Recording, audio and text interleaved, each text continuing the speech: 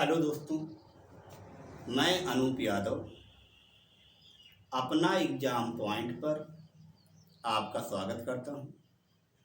दोस्तों, ये video PCS level का एग्ज़ाम हो या वनडे लेवल का एग्ज़ाम हो, जैसे लेखपाल, सुपर टेट आदि जितने भी वनडे लेवल के एग्ज़ाम हैं, सभी के लिए बहुत ही इम्पोर्टेंट है। इसके पहले वाली वीडियो में हम अनुच्छेद 19 का पूर्ण रूप से वर्णन कर चुके हैं। आज हम अनुच्छेद 20 से लेकर के 28 तक का वर्णन करेंगे दोस्तों। तो ज़्यादा देर न करते हुए हम अपने टॉपिक पर आते हैं। अनुच्छेद 20 अपराध के लिए दोष सिद्धि के संबंध में संरक्षण। अनुच्छेद 20(1) में क्या वर्णन है? यदि कोई व्यक्ति अपराध करता है तो उस समय की जो विधि है, जो कानून है, उसी विधि के अनुसार दंडित किया जाएगा।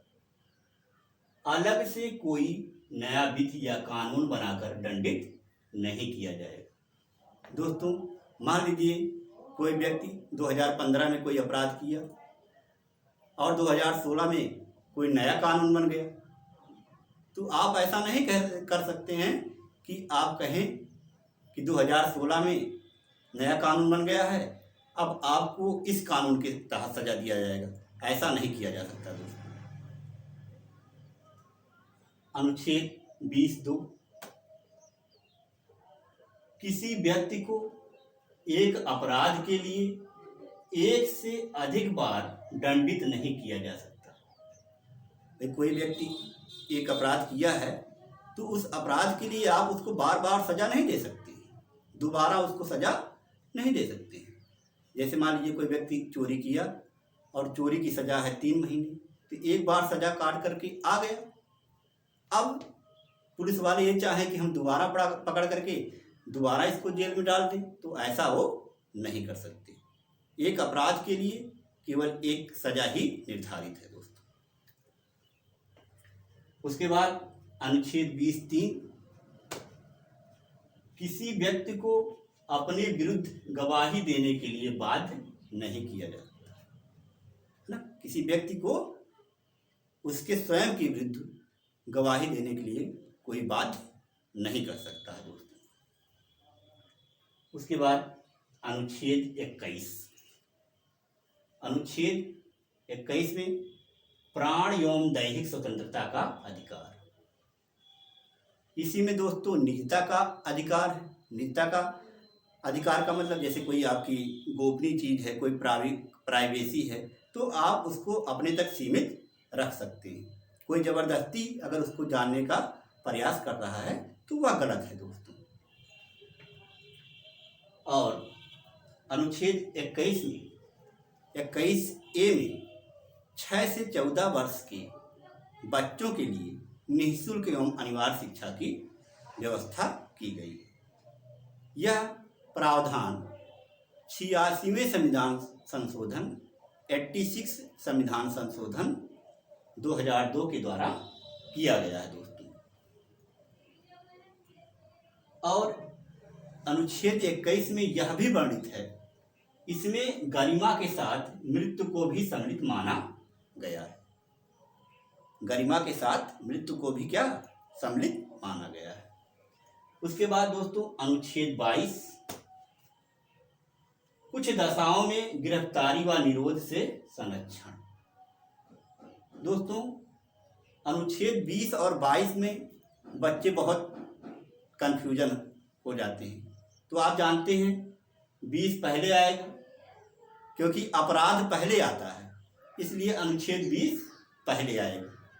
गिरफ्तारी बाद में आती है, इसलिए अनुच्छेद 22 बाद में आएगा। ठीक है दोस्तों। 22(1) में क्या वर्णन किया गया है?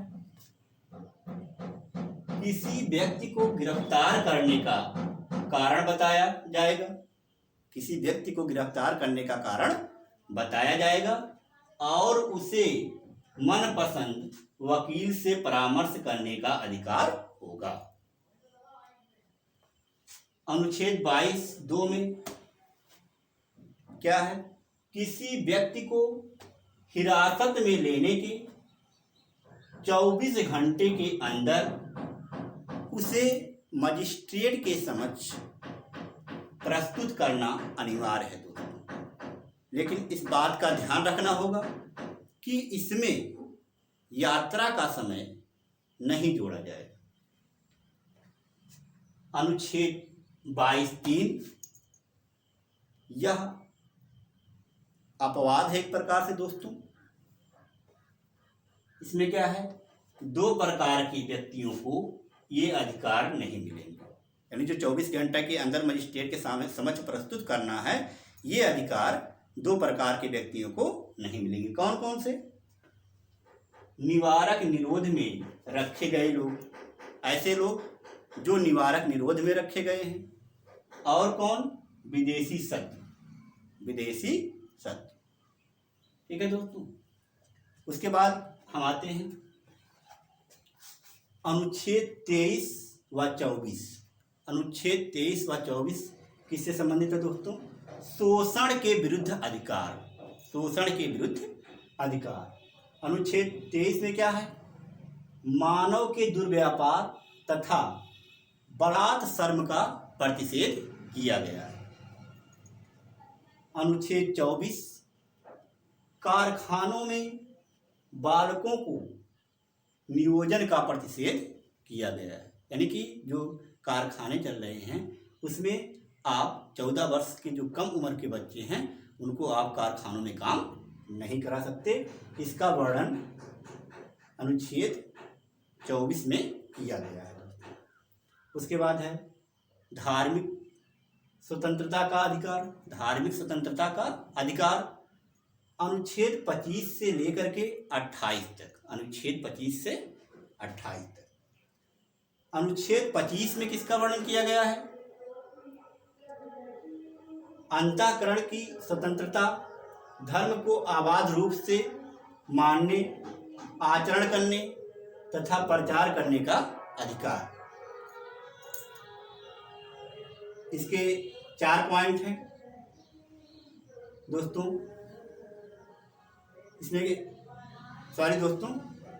इसके 2 पॉइंट का वर्णन किया गया है। नंबर 1, सिखों को कृपाण धारण करने की छूट। अनुच्छेद 25 के अंदर ही यह छूट दी गई है कि सिख लोग कृपाण धारण कर सकते हैं। 2 में क्या है? सिख, जैन और बौद्ध धर्म के अनुयायी को हिंदुओं के अंतर्गत शामिल किया जाएगा। जो सिख धर्म के हैं, जो बौद्ध धर्म के हैं, जो जैन धर्म के हैं, ऐसे लोग को हिंदू धर्म के अंतर्गत वर्णित किया जाएगा। उसके बाद अनुच्छेद 26 धार्मिक मामलों के प्रबंधन की स्वतंत्रता। इसमें 1 पॉइंट क्या है? धार्मिक कार्यों के प्रबंधन का अधिकार। दूसरा क्या है? धार्मिक संस्था की स्थापना का अधिकार। तीसरा, चल अचल संपत्ति के अर्जन का अधिकार। चौथा, इन संपत्तियों के प्रशासन का अधिकार। उसके बाद दोस्तों अनुच्छेद 27 धार्मिक अभिवृद्धि के लिए संदाय कर की स्वतंत्रता, यानी अपने धर्म की वृद्धि के लिए आप कर ले सकते हैं, लेकिन जबरदस्ती कर नहीं वसूल सकते हैं। जबरदस्ती आप धार्मिक कर नहीं ले सकते हैं दोस्तों। अनुच्छेद 28 कुछ शिक्षण संस्थाओं में धार्मिक शिक्षा या धार्मिक उपासना में उपस्थिति होने के बारे में स्वतंत्रता। परंतु दोस्तों राज्य के द्वारा पूर्णतः संचालित शिक्षण संस्थाओं में किसी प्रकार की धार्मिक शिक्षा नहीं दी जाएगी दोस्तों। आइए आप इन प्रमुख अनुच्छेदों को हमारे साथ रिकॉल करिए, क्योंकि जितना ही आप इसको रिकॉल करेंगे, जितना ही दोहराएंगे, धीरे धीरे ये ज्ञान आपके अंदर परिपक्व हो जाएगा और पूर्ण रूप से याद हो जाएगा। दोस्तों अनुच्छेद 20 आप जानते हैं, अनुच्छेद 20 अपराध के संबंध में संरक्षण है। अनुच्छेद 20(1) में यह वर्णन किया गया है, यदि कोई व्यक्ति अपराध करता है तो उस समय जो कानून है उसी कानून के तहत उसको सजा दिया जाएगा, कोई नया कानून बना करके उसको सजा नहीं दिया जाएगा। दोस्तों अनुच्छेद 20(2) में किसका वर्णन किया गया है? 20(2) में किसी अपराध के लिए आप किसी व्यक्ति को दोबारा दंडित नहीं कर सकते। अनुच्छेद 20(3) में किसका वर्णन किया गया है? अनुच्छेद 20(3) में यह वर्णन किया गया है कि आप किसी व्यक्ति को उसके स्वयं के विरुद्ध गवाही देने के लिए मजबूर नहीं कर सकते हैं। उसके बाद अनुच्छेद 21 में आप जानते हैं प्राण एवं दैहिक स्वतंत्रता। अनुच्छेद 21 में निजता का भी अधिकार है और अनुच्छेद 21(a) में 6 से 14 वर्ष के बच्चों के लिए निःशुल्क एवं अनिवार्य शिक्षा का प्रावधान है। उसके बाद दोस्तों अनुच्छेद 22 यह गिरफ्तारी के संबंध में संरक्षण है। किसके संबंध में दोस्तों? गिरफ्तारी के संबंध में संरक्षण। दोस्तों यदि कोई व्यक्ति अपराध करता है 20(1) में यह वर्णन किया गया है कि यदि कोई व्यक्ति अपराध करता है तो उसको अपने मनपसंद वकील करने की छूट। 20(2) में दोस्तों यह वर्णन किया गया है कि जो व्यक्ति अपराध किया है उसको 24 घंटे के अंदर मजिस्ट्रेट के सामने प्रस्तुत किया जाएगा। और 20(3) कह रहे हैं दोस्तों 22 है ना, 22(3) सॉरी दोस्तों, अगर 20 निकल गया हो तो उसको क्षमा करिएगा, 22 है ना। 22(3) में अपवाद है दोस्तों। अपवाद का मतलब कुछ ऐसे व्यक्ति होंगे जो यदि अपराध करते हैं तो उन्हें मजिस्ट्रेट के सामने प्रस्तुत नहीं किया जाएगा, जैसे निवारक निरोध से संबंधित व्यक्ति या विदेशी शत्रु। उसके बाद दोस्तों अनुच्छेद 23 व 24 शोषण के विरुद्ध अधिकार है। अनुच्छेद 23 में आप वयस्कों का शोषण नहीं कर सकते और अनुच्छेद 24 में है कि 14 वर्ष से कम उम्र के जो बच्चे हैं उन्हें आप कारखानों में काम नहीं करा सकते हैं। उसके बाद दोस्तों 25 से 28 तक धार्मिक स्वतंत्रता का अधिकार है। अनुच्छेद 25 में यह वर्णन किया गया है कि कोई भी व्यक्ति अपने धर्म को अंतःकरण से अबाध रूप से मानने के लिए स्वतंत्र है। दोस्तों अनुच्छेद 26 में धर्म के प्रबंधन की छूट दी गई है। अनुच्छेद 27 में धार्मिक कर लेने की छूट है, लेकिन आप जबरदस्ती कोई धार्मिक कर वसूल नहीं सकते। अनुच्छेद 28 में क्या वर्णित है? सरकार द्वारा मान्यता प्राप्त जितने भी शिक्षण संस्थान हैं उन शिक्षण संस्थाओं में धार्मिक शिक्षा या उपासना नहीं होगी। दोस्तों आप स्क्रीनशॉट ले लीजिए।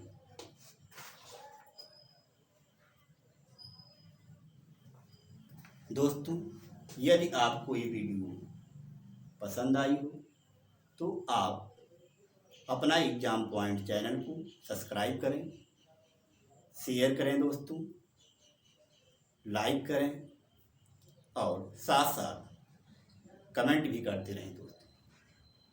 थैंक यू दोस्तों।